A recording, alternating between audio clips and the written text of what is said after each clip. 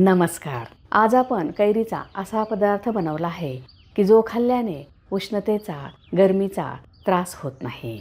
बालपणीच्या आठवणीतील हे आमपापड घरीच बनवल्यामुळे त्याला ऑथेंटिक व नैसर्गिक चव आली आहे. कुकरच्या एका शिटीत चटपटीत, आंबट गोड, तिखट मसाला आमपापड बनवला आहे.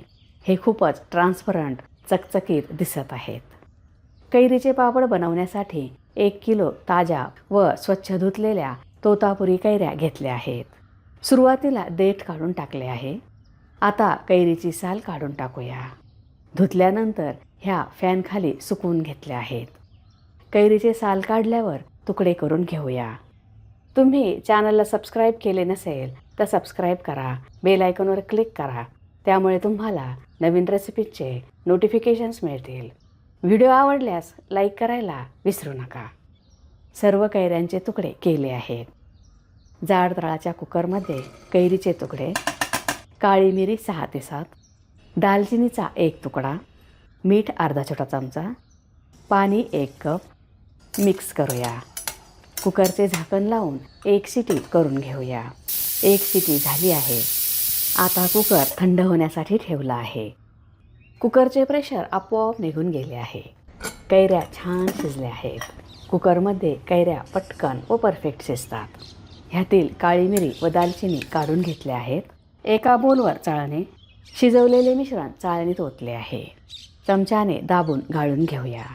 त्यामुळे कैरीतील जाड रेषा निघून जातील व एकसारखे मऊसूत मिश्रण मिळेल. सर्व मिश्रण गाळून घेतले आहे. आता 2 ताटाला तेल लावूया. तुम्हाला तूप आवडत असेल तर तूप लावू शकता. दोन्ही ताटाला तेल व्यवस्थित लावले आहे. आता जाड तळाच्या कढईत कैरीचे मिश्रण, साखर 250 ग्रॅम, ही 1 कप आहे. साखर विरघळून घेऊया. साखरेचे प्रमाण तुमच्या आवडीनुसार घेऊ शकता. इथे आपण तोतापुरी कैरी वापरल्यामुळे साखर कमी घातली आहे. मिश्रण सतत हलवले तर ते तळाला करपणार नाही. साखर विरघळले आहे. आता ह्यात 1 मोठा चमचा लिंबाचा रस. ह्यामुळे साखरेचे क्रिस्टल्स तयार होणार नाहीत. चवही खूप छान येईल. पापड मऊसूत होतील. आता हे 7 ते 8 मिनिटे शिजवून घेऊया. मिश्रणाला चकाकी आली आहे. हे ट्रान्सपरंट व घट्ट झाले आहे, म्हणजेच मिश्रण तयार झाले आहे.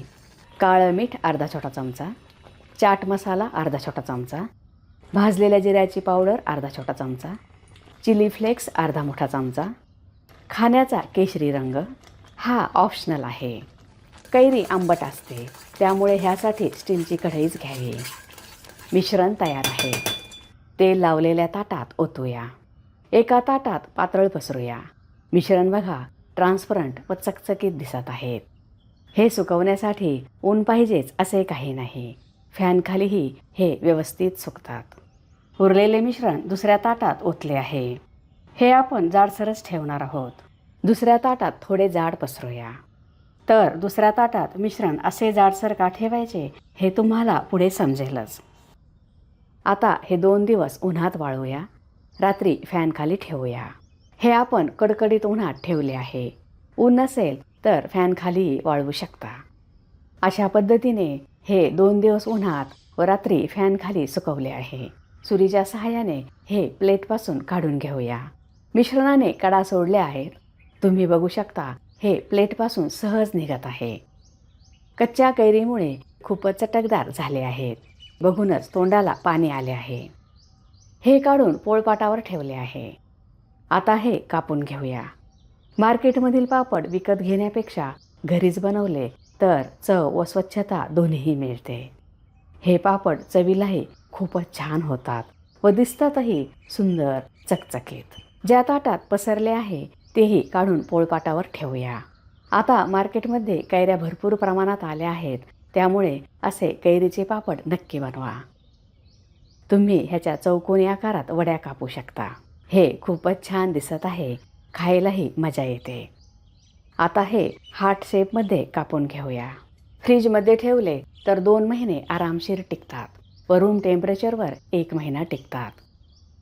चटपटीत कैरीचे पापड मुलांना खूपच आवडतात. पापड काचेच्या हवाबंद बरणीत ठेवावे. मसाल्यांमुळे चवीलाही आंबट, गोड, तिखट व चटपटीत झाले आहेत. हे खूपच मौसूद झाले आहेत. ह्याला ऑथेंटिक चव आली आहे. तयार आहे चटपटीत, आंबट, गोड, तिखट आम पापड.